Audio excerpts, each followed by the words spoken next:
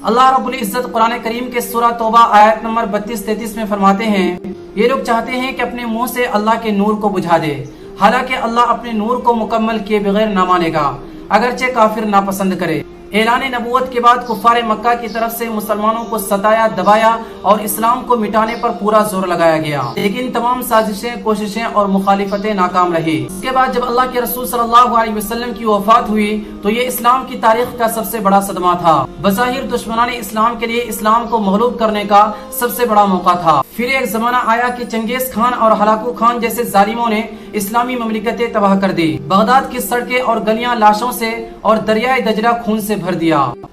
السلام علیکم دوستو، میں ہوں عبداللہ منصوری۔ دین اسلام وہ نور ربانی ہے جس کی شمع ہمیشہ فرزاں رہے گی اور زمانے کی باد سرسر اسے بجھا نہ سکے گی، کیونکہ فانوس بن کے جس کی حفاظت ہوا کرے وہ شمع کیا بجھے جسے روشن خدا کرے۔ مسلم دشمن اور ان کے متاثرین یہ سوچ پھیلانے کی کوشش کرتے ہیں کہ اب اسلام صرف عبادت گاہوں تک محدود ہوتا جا رہا ہے اور دین اسلام کے پاس جدید دور کے تقاضوں کے مطابق جینے کے لیے کوئی مؤثر تعلیمات موجود نہیں، اور مغربی ممالک میں لبرلزم اور سیکولرزم نے جیسے وہاں عیسائی مذہب کو مکمل طور پر دیوار سے لگا دیا ہے، عنقریب یہی حال دین اسلام کے ساتھ ہونے والا ہے۔ مذکورہ بالا سوچ ایک خواہش ہے یا حقیقت یا تجزیہ یا کیا؟ آئیے تاریخی اور زمینی حقائق کی روشنی میں آج کی اس ویڈیو میں جانتے ہیں۔ مختصر الفاظ میں تو اس کا جواب یہ ہے کہ اپنی ملت پر قیاس اقوام مغرب سے نہ کر خاص ہے ترکیب میں قوم رسول ہاشمی۔ اللہ کے رسول صلی اللہ علیہ وسلم کا معاملہ بالکل جدا ہے، کیونکہ جب اللہ کے رسول صلی اللہ علیہ وسلم کی ذات اقدس پر سلسلے نبوت کو ختم کیا گیا تو دعوت الہی کی ذمہ داری امت کے سپرد کی گئی، اور دوسرے دینوں اور مذہبوں کے ساتھ مغلوبیت اور زوال کا جو سہاں پیش آیا وہ مذہب اسلام کے ساتھ ہرگز نہیں ہوگا۔ اور دین اسلام کے بارے میں زوال اور فنا کی سوچ رکھنے والوں کو صرف اتنا کہا جا سکتا ہے کہ یہ ان کی من گھڑت تمنائیں ہیں، اور بہرحال کسی کی خواہشات کو تو روکا نہیں جا سکتا کہ ہزاروں خواہشیں ایسی کہ ہر خواہش پہ دم نکلے۔ دوستو اب آئیے اسلام اور عیسائیت کی تاریخ کا بغور تقابل کریں۔ حقیقت حال یہ ہے کہ حضرت عیسیٰ علیہ السلام دین یہود کی اصلاح کے لیے بھیجے گئے۔ آپ علیہ السلام کے ماننے والوں کو قرآن کریم میں نصارہ کے لفظ یاد کیا گیا ہے۔ حضرت عیسیٰ علیہ السلام کے بعد پولس نامی شخص سے عیسائیت کو مزید فروغ ملی، لیکن فروغ سے زیادہ اس نے تحریفات کی، اور پولیس کی کاوشوں سے یہ تحریف شدہ دین عوام سے چلتا ہوا ایوانوں میں گونجنے لگا۔ بادشاہ اس دین کے پیروکار بننے لگے، حتیٰ کہ اسے بطور دین پورے ملک میں نافذ کر دیا گیا۔ یوں یہ مذہب پھیلتا ہوا دنیا کے بہت بڑے خطے پر محیط ہو گیا۔ لیکن جب 3 صدی قبل صنعتی انقلاب آیا، نشاط ثانیہ نامی دور کا آغاز ہوا، مختلف تحریکیں پروان چڑھی، تو عیسائیت جدیدیت اور سائنس کا مقابلہ کرنے میں ناکام ہو گئی، حتیٰ کہ عیسائیت گرجا کے 4 دیواری میں محصور ہو گئی۔ موجودہ صورتحال یہ ہے کہ مغربی ممالک میں دین بیزار معاشرہ رائج ہے، لبرلزم کا غلبہ ہے، اور عیسائیت پر عمل اپنی نچلی ترین سطح تک پہنچ کر معدوم ہونے کے قریب ہے۔ دوسری طرف اسلام کی شاندار تاریخ یہ ہے کہ اسے جتنا دبانے کی کوشش کی گئی یہ اس سے بڑھ کر مضبوط و مستحکم ہو گیا۔ اسلام کو مٹانے اور مسلمانوں کو نیست و نابود کرنے کی آج تک جتنی کوششیں کی گئی اسے سامنے رکھ کر اسلام کے ابھرنے کی چند مثالیں تصور میں لائیں۔ اعلان نبوت کے بعد کفار مکہ کی طرف سے مسلمانوں کو ستایا، دبایا اور اسلام کو مٹانے پر پورا زور لگایا گیا، لیکن تمام سازشیں، کوششیں اور مخالفتیں ناکام رہی۔ اسلام قبول کرنے والوں کی تعداد بڑھتی رہی۔ دشمنان اسلام سے محافظان اسلام، جانی دشمنوں سے جانیں قربان کرنے والے ملتے رہے۔ آفتاب اسلام مکہ مکرمہ میں چمکتا رہا اور اس کے ساتھ ساتھ مدینہ منورہ میں بھی اپنی روشنیاں بکھیرنے لگا۔ پھر جب اللہ کے رسول صلی اللہ علیہ وسلم نے مدینہ ہجرت فرمائی تو کفار کی سازش و عداوت و نفرت میں کمی نہ آئی، اور اسلام کو صفحہ ہستی سے مٹانے کے لیے ایک مضبوط لشکر لے کر مقام بدر پہنچے۔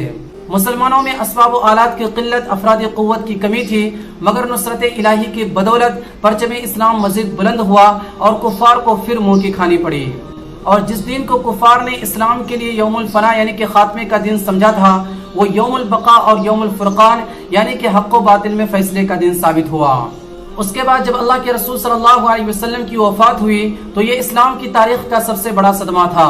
مسلمانوں کے قلب و روح کے مرکز، ملت اسلامیہ کے مدار یعنی کہ سرکار دو عالم صلی اللہ علیہ وسلم کے پردہ فرما جانے کے بعد بظاہر دشمنان اسلام کے لیے اسلام کو مغلوب کرنے کا سب سے بڑا موقع تھا، اور دشمنوں نے اس موقع کو اپنے طور پر ضائع نہ ہونے دیا اور ہر طرف سے اسلام پر حملہ آور ہوئے۔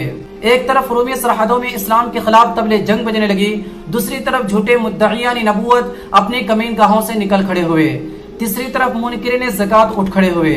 الغرض اسلام کے خلاف فتنوں کا سیلاب امڑ آیا، مگر دشمنوں کے مکر و فریب پر خدائی تدبیر غالب آئی اور حضرت ابوبکر صدیق رضی اللہ عنہ کے ہاتھوں تمام فتنوں کی سرکوبی ہوئی۔ نتیجہ یہ نکلا کہ فتنوں کے مراکز میں اسلامی حکومت مضبوط ہوئی اور اسلام جہاں نہیں پہنچا تھا وہاں تک پہنچنے کے راستے ہموار ہو گئے، اور اسلام کے مسلسل پھیلنے کا ایک سلسلہ شروع ہو گیا جو شرق و غرب، شمال و جنوب ہر طرف پہنچ گیا اور افریقہ و ایشیا میں اپنی روشنیاں بکھیرنے لگا۔ نور خدا ہے کفر کی گردن خندازن، پھوکوں سے یہ چراغ بجھایا نہ جائے گا۔ تاریخ کے اوراق مزید پلٹے تو کچھ مزید مناظر سامنے آئیں گے کہ ایک وقت ایسا بھی آیا کہ درجن سے زائد کافر ملکوں نے صلیبی جنگ کے نام سے اسلام پر حملہ کیا۔ حملہ آوروں کی تعداد، حربی قوت، ماہرین جنگ کی کثرت اپنے عروج پر تھی، اور ایسی شوکت و طاقت کسی بڑی سے بڑی طاقت کو فنا کرنے کے لیے کافی ہوتی ہے، اور اسی ارادے سے دشمنوں نے حملہ کیا۔ لیکن اہل اسلام نے کیسا شاندار مقابلہ کیا اور پرچم اسلام کس طرح مزید بلندیوں پر لہرایا، تاریخ نے اسے محفوظ کر لیا، اور وہ یہ کہ سلطان صلاح الدین ایوبی رحمۃ اللہ علیہ کی قیادت میں فرزندان اسلام نے علم اسلام اٹھایا اور گلشن اسلام کی حفاظت کی، بلکہ اس کی خوشبو سے مزید علاقوں کو مہکا دیا۔ پھر ایک زمانہ آیا کہ چنگیز خان اور ہلاکو خان جیسے ظالموں نے اسلامی مملکتیں تباہ کر دی، لاکھوں مسلمان شہید کیے، انسانی کھوپڑیوں کے مینار کھڑے کیے، خون کے دریا جاری کر دیے، بغداد کی سڑکیں اور گلیاں لاشوں سے اور دریائے دجلہ خون سے بھر دیا۔ یہ ایک ایسا ہولناک اور تباہ کن حملہ تھا جس سے لگتا تھا کہ اب مسلمان دوبارہ کبھی نہیں اٹھ پائیں گے اور اسلام ہمیشہ کے لیے مٹ جائے گا۔ مگر خدا کی شان دیکھیے کہ اسی ہلاکو خان کی اولاد مسلمان ہو گئی اور اسلام دوبارہ پوری طاقت و قوت کے ساتھ کھڑا ہو گیا۔ پھر تاریخ نے پلٹا کھایا اور ایک وقت وہ آیا کہ یورپی ممالک کے سازشی افراد اور قوتوں نے اسلامی ممالک پر قبضہ کرنا شروع کر دیا۔ چنانچہ افریقی اسلامی ریاستیں، مشرق و وسطی روسی اسلامی ریاستیں اور بر صغیر پر غیر مسلم مسلط ہو گئے اور اسلام کو مٹانے پر پورا زور لگایا گیا، بلکہ اسی دور میں ترکی کے اندر ہونے والی اسلام دشمن حرکتیں بھی کسی سے ڈھکی چھپی نہیں۔ الغرض اکثر اسلامی ممالک اس مغربی الغار کے شکار تھے، لیکن لیظہرہ علی الدین کلہ کے وعدے الہیہ کے مطابق بتدریج تمام ممالک آزاد ہوئے اور اسلام کا پھر اسی طاقت و قوت کے ساتھ بول بالا ہونے لگا۔ اس مختصر اور طائرانہ تاریخی حقائق سے ثابت ہوا کہ اسلام ہمیشہ باقی رہے گا۔ عیسائیت چند صدیوں قبل لبرلزم کے حملے برداشت نہ کر سکی اور نتیجے میں عیسائی کہلانے والوں کی اکثریت ملحد، بے دین اور خدا کی منکر ہو گئی۔ لیکن اسلام کا عروج، اسلامی تعلیمات پر عمل اور اسلام قبول کرنے والوں کی کثرت آپ کے سامنے ہے۔ حقیقت یہ ہے کہ اسلام مٹنے کے لیے آیا ہی نہیں۔ اللہ رب العزت قرآن کریم کے سورہ توبہ آیت نمبر 32-33 میں فرماتے ہیں، یہ لوگ چاہتے ہیں کہ اپنے منہ سے اللہ کے نور کو بجھا دے، حالانکہ اللہ اپنے نور کو مکمل کیے بغیر نہ مانے گا، اگرچہ کافر ناپسند کرے۔ وہی ہے جس نے اپنا رسول ہدایت اور سچے دین کے ساتھ بھیجا تاکہ اس دین کو تمام دینوں پر غالب کر دے، اگرچہ مشرک ناپسند کرے۔ اللہ کے رسول صلی اللہ علیہ وسلم نے ارشاد فرمایا کہ اسلام ہمیشہ بلند رہے گا اور کبھی مغلوب نہ ہوگا، لہٰذا یہ لبرل جو تمنائیں، خواہشیں اور قیاس آرائیاں کرتے ہیں کرتے رہیں، لیکن قرب قیامت سے قبل ایسا کچھ نہیں ہونے والا۔ یہ ہم سے ہمارے رب کا وعدہ ہے۔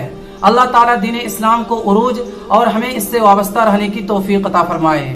فی الحال دوستو آج کی اس ویڈیو کو ہم یہیں پر اینڈ کرتے ہیں۔ ویڈیو کیسی لگی کمنٹ باکس میں ضرور بتائیں، اور مزید اسی طرح کی ویڈیوز کے لیے ہمارے اس چینل کو سبسکرائب کرتے ہوئے ساتھ میں بیل آئیکن کو بھی دبا دیں۔